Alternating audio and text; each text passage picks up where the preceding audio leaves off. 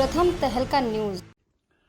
आज पूरे देश का मन एक वेदना से भरा हुआ है। जिस प्रकार से लाल किले की प्राचीर पर जहां कभी यूनियन जैक उतारकर तिरंगा फहराया गया था, उसी स्थान पर किसी ने कोई अन्य ध्वज राष्ट्रीय प्रतीक के स्थान पर फहराने का प्रयास किया।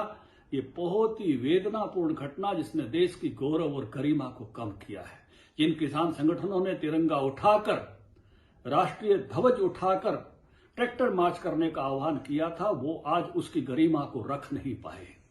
मैं देखता रहा कि किस प्रकार से किसान नेता जिस प्रकार से शांति की बात कर रहे थे, वॉलंटियर्स की बात कर रहे थे, अपने संगठन पर पकड़ की बात कर रहे थे, रूट पर जिस प्रकार से स्वीकृति दी थी, ना रूट पर मिले, ना नेता दिखाई दिए, ना शांति दिखाई दी, ना वॉलंटियर्स दिखाई दिए। आगे आगे चलते अगर इतना बड़ा दायित्व लिया था तो किसी मोड़ से अगर उनके ट्रैक्टर मुड़ रहे थे तो हाथ जोड़कर खड़े होते कि इस रास्ते पर मत जाओ, हमने जिस रास्ते की हाँ भरी है उसी पर चलेंगे। अपने उस दायित्व को निभाते जो दायित्व लिया था, कितनी बड़ी बात कही थी किसान संगठन के लोगों ने कि हम तिरंगा उठा के चलेंगे। तिरंगा उठा के चलने का मतलब होता है देश की गौरव और गरिमा को साथ लेकर चलना। लेकिन आज जहां जिस प्रकार की हिंसा दिल्ली में हुई है, जिस प्रकार से ट्रैक्टर चढ़ाए गए पुलिस वालों पर, जिस प्रकार से देश का गौरव कम करने का प्रयास हुआ है गणतंत्र दिवस के दिन पर, मैं मानता हूं कि बहुत ही दुर्भाग्यपूर्ण है। और इस प्रकार से जहां किसान नेताओं ने अपना भरोसा खोया है, वहीं देश के किसान एजेंडे को भी नुकसान पहुंचाया है। जिस प्रकार से देश के किसान एजेंडा एक प्रकार से राष्ट्रीय एजेंडा बना था, लेकिन इन लोगों ने केवल और केवल अपनी जिद के कारण सारे सुधार सरकार ने स्वीकार कर लिए थे और किसान संगठनों की आदर के लिए 1.5 साल के लिए इनको टालने की भी हां कर दी थी। एक विजय और ढोल नगाड़े के साथ वापस लौटते, लेकिन कौन सी जिद थी जिसने 26 जनवरी तय कराई? कौन सी जिद थी जिसने रास्ते बदलवाए? कौन सी बात थी जिसने लाल किले पर जाकर राष्ट्रीय ध्वज के स्थान पर कोई और ध्वज फहराने को प्रेरित किया? निश्चित रूप से ये देश के खिलाफ एक ऐसी घटना हुई है जिसकी वेदना संपूर्ण देश को है, जिसका दर्द संपूर्ण देश को है, जिसके लिए विदेशों में बैठे हुए भारतीय भी दर्द महसूस कर रहे हैं और हमारे शत्रु देश खुश होकर ट्वीट कर रहे हैं। मैं कहूंगा ये बहुत ही निंदनीय और दुर्भाग्यपूर्ण घटना है जिसने सबको दर्द पहुंचाया है। हुआ है, किसान बवाल हुआ है, लाल किले पर कब्जा हुआ है, तिरंगे का अपमान हुआ है, किस तरह से देखते हैं इस पूरे घटनाक्रम को सर? देखिए, बहुत ही निंदनीय कृत्य है ये, और इसकी जितनी आलोचना की जाए उतनी कम है। और पूरे देश में इसके लिए बहुत गुस्सा है लोगों में, और मेरा मानना है कि इसके खिलाफ सख्त से सख्त कार्रवाई इन लोगों के खिलाफ करनी चाहिए, क्योंकि इससे देश में बहुत बड़ी हिंसा भी फैल सकती थी। ये हमारा सौभाग्य है कि हमारी लीडरशिप ने, हमारे अधिकारियों ने बहुत संयम का प्रयोग किया वहाँ, और जिस प्रकार की उनकी मनसा थी, उनकी मनसा पूरी नहीं उसमें। तो मैं तो उनको भी बधाई देता हूँ, नमन करता हूँ उनको, सारे अधिकारियों को भी और अपने नेताओं को भी, लेकिन उनके खिलाफ सख्त कार्रवाई होनी चाहिए।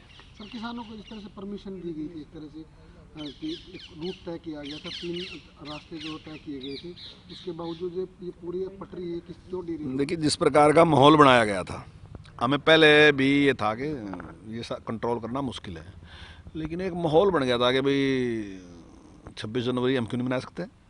26 जनवरी केवल कोई सरकार की 26 जनवरी है, मेरी भी तो है, मैं तिरंगा झंडा क्यों नहीं रखता? तिरंगा झंडा कोई केवल उसका, मेरा क्यों नहीं है?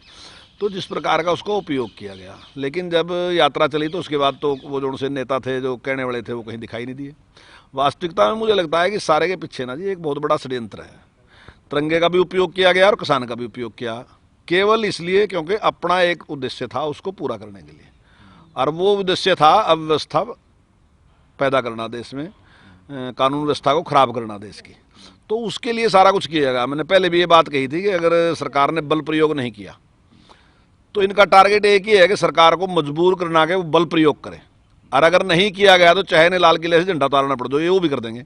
और वो सचमुच में कर दिया इन्होंने, ऐसा कर दिया कि बल प्रयोग हो।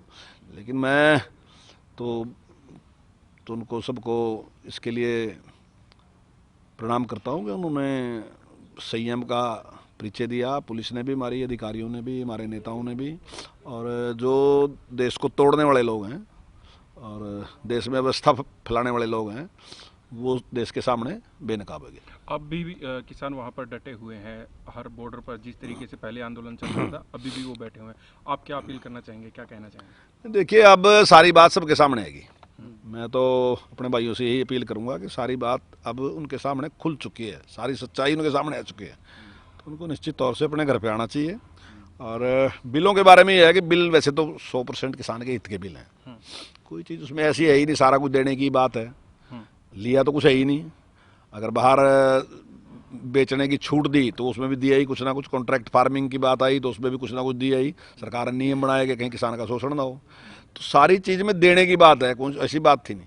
लेकिन अगर कोई डाउट है भी तो 2 साल ये बिल चलेंगे, 2 साल के बाद फिर फैसला कर सका, और 3.5 साल के बाद आपने फिर लोकसभा का चुनाव होना, तो आपकी मर्जी के बिना तो कोई कुछ बढ़ नहीं सकता। अब इतनी बड़ी संख्या है और खाली किसान थोड़ी है, किसान के साथ दूसरे लोग भी हैं, मजदूर भी उसके साथ है, किसान के साथ व्यापारी भी उसके साथ है, और सब लोग भी उनके साथ हैं। तो अगर कोई भी सरकार ऐसा कोई फैसला करेगी किसान के विरोध में तो कोई दूसरे लोग साथ थोड़ी लगेंगे। तो 3.5 साल बाद चुनाव भी है, तो आज भी अगर ये सरकार है, चाहे मैं यहाँ बैठा, चाहे माने मुख्यमंत्री जी यहाँ पे हैं, हमारे मुख्यमंत्री हैं, चाहे माने प्रधानमंत्री जी हैं, तो सारे कुछ जितने भी लोग हैं वो सारे के सारे आपके आशीर्वाद से आके बैठे हैं, आपके आशीर्वाद से सरकार बनी है, और आप दोबारा निर्णय ले सका, उसमें क्या बात थी। विदेशी ताकतों का बार बार जिक्र करती है आपकी सरकार, साथ में कम्युनिस्टों का भी जिक्र करती है, किस तरह से देखते हैं? देखिए, मेरा मानना है कि 100% इसके पीछे कम्युनिस्टों का हाथ है। और जैसे कहीं भी कोई कत्ल हो जाना जी, तो उसके बाद जब पुलिस जाके पूछती है कि भाई आपका डाउट है किसी के ऊपर, किसी के साथ दुश्मनी हो, या फिर अगर दुश्मनी नहीं है तो इस कत्ल को, इस आदमी को मारने में फायदा किसको होगा, तो ये दोनों ही चीज़ें अगर आप देखो तो चाइना की तरफ इशारा कर रही हैं। अगर दुश्मनी की बात देखो तो रोजाना हमारा बॉर्डर पे झगड़ा उसके साथ है, और अगर फायदे की बात देखो तो कोरोना काल के बाद ऐसी दुनिया की परिस्थितियां बनी कि सारी दुनिया के जितने बड़े उद्योगपति थे वो हिंदुस्तान में आना चाह रहे थे। तो चाइना ने क्या कि यहाँ व्यवस्था फैलाने का काम किया और अपने ही कुछ लोगों को इस काम में लगाया उन्होंने, और एक ऐसा आंदोलन खड़ा कर दिया जिसका कोई आधार ही नहीं था कुछ भी, और उसको इसलिए खड़ा किया गया क्योंकि किसान का एक सम्मान है देश में बड़ा भारी, और उसने किसान को बकाने का काम किया कि आपको गुलाम बना लेंगे, आपकी ज़मीन पे कब्जा कर लेंगे, ऐसे ऐसे बकाने का काम किया, और उस पर किसान को इकट्ठा करके उन्होंने, और आपने देखा कि किस प्रकार से किसान और तिरंगे का दुरुपयोग करके उन्हें सारा का सारा जिस प्रकार का ये परिस्थितियाँ बनाई, तो आज वो सारी की सारा जो था वो बेनकाब हो गए।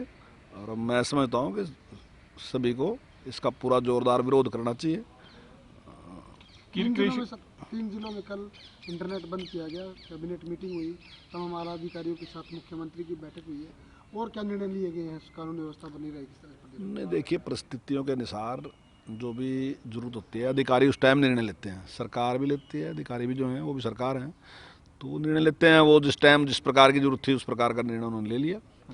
और जहाँ तक सरकार की बात है तो हमारा पक्का मन है इस बात का, और मेरा विचार है कि जो भी लोग अव्यवस्था फैलाने की कोशिश करेंगे और या कानून को अपने हाथ में लेने की कोशिश करेंगे, उनके खिलाफ सख्त कार्रवाई करेंगे। 3 कृषि कानूनों के विरोध में और किसान आंदोलन के समर्थन में आपके विधानसभा में साथी अभय चौटाला इस्तीफा आज जो है दे रहे हैं, क्या कहेंगे? देखिए, मेरी समझ में तो आता है कि अब अभय चौटाला जी को भी विचार करना चाहिए, क्योंकि पोल पट्टी खुलेगी सारी की सारी इस आंदोलन की, करना क्या चाह रहे थे और कौन लोग इसको लीड कर रहे थे, तो वो सारी की सारी चीज़ सामने आएगी। लेकिन उनका अपना है, देखिए, राजनीतिक निर्णय हर आदमी के अपने अपने होते हैं, अब किस तरीके से वो उसको लेते हैं मैं क्या कह सकता हूँ उसमें। सर, आखिरी सवाल है, दीप सिद्धू जिसका पूरा हाथ बताया जा रहा है लाल किले में जो घटना घटी झंडे को लेकर, तो उसको लेकर बीजेपी से जोड़कर बताया जा रहा है, खासकर विपक्षी पार्टियां बार बार कह रही हैं कि ये बीजेपी का एजेंट है जो दीप सिद्धू है। दीप सिद्धू तो एक झंडा लहराने वाला था और उसके फोटो हमारे साथ हो सका। अब फोटो खिंचवाते हैं, हमको ये थोड़ी कहें कि कौन फोटो खिंचवाएगा। मैं कल गुड़गांव था, झंडा लहराने गया था, तो मेरे हाल 400-500 लोगों ने मेरे साथ फोटो खिंचवाए होंगे। मेरे कई जगह चाय थी, एक दिन पहले भी चाय थी, जिस दिन झंडा लहराया उस दिन भी चाय थी, जहाँ भी मैं जाऊँ था वहीं लोग फोटो खिंचवाते हैं। मैं कुछ से उसका करेक्टर सर्टिफिकेट जरूर लूँगा कि भाई आप कैसे हैं कैसे नहीं हैं। तो पॉलिटिशियन के साथ ऐसे ही फोटो खिंचवाते रहते हैं। अभी माननीय मुख्यमंत्री जी के साथ कोई सेल्फी लेने लगा तो मुख्यमंत्री जी ने रोक दिया, तो आपका चैनल ही, आप सारे को सारों के चैनल थे, आप उसकी आलोचना कर रहे थे कि भी मुख्यमंत्री ने कैसा व्यवहार किया। तो अब पॉलिटिकल आदमी ये तो रोक नहीं सकता किसी को कि कौन फोटो खिंचवा रहा है। कोई भी कई बार अपराधी भी खिंचवा के चले जा, और फोटो का अर्थ ये नहीं है कोई बड़ा समर्थन उसके साथ है। लेकिन वो केवल एक व्यक्ति नहीं है ना, लाल किले पर एक व्यक्ति नहीं है, लाल किले पर बहुत व्यक्ति हैं, अपराधी सारे हैं। जब हम कोई गुनाह करते हैं ना, तो ये भी बात कहता है कि किसके दम पर वो गुनाह करने लग रहा, तो वहाँ खड़े लोग उसके लिए अपराधी हैं। Thank you. इतना साफ, इतना साफ, यकीन नहीं होता। वाओ, इसके बर्तन तो हमेशा नए लगते हैं। ये है विस्मा क्लीनिंग प्रोडक्ट्स का कमाल। सुरक्षा 100% और सफाई बेमिसाल। हर माँ की पसंद विस्मा।